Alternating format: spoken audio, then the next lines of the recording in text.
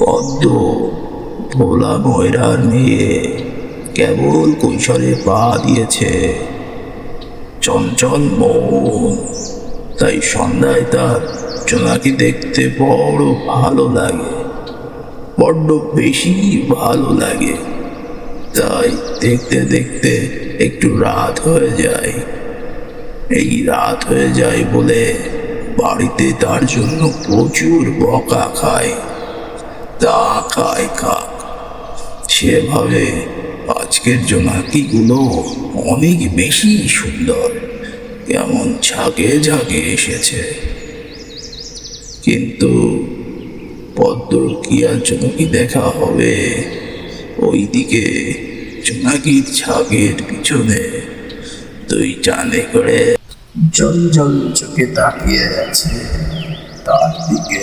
আরে কৃষ্ণা, বলে যে নিজের দিকে একটু ডাগর হয়েছে। ও সকাল সন্ধ্যা খালি এদিক ওদিক করে বেড়াচ্ছে। ঠিকই করেছো বলাইদা, খুব ডাগর হয়েছে। সন্ধ্যা সন্ধ্যা ওখানে কি করছে বলতো? এদিকে তো কাউকে দেখছি না।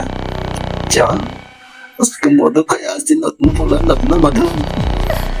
বলাইদা বলছো যখন, চলো। চুপ, আস্তে আস্তে আয়, ট্রেন না পাই, চব্বিশের কাজ সারতে হবে। চলো গড়িয়ে কিছুটা গড়িয়ে রাতে বলাইদা, আমি তো কিছু করিনি, তুমি তো চাকি চাকি যেখানে লাগে চল নদীতে ফেলে দিই। চলো।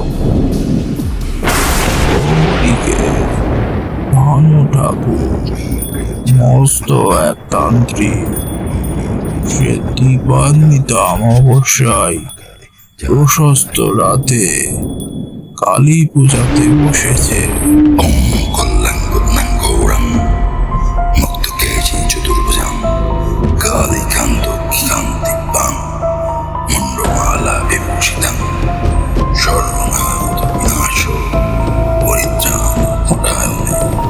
সরস্বতী হরে দেবী নারায়ণী নমস্তুতে।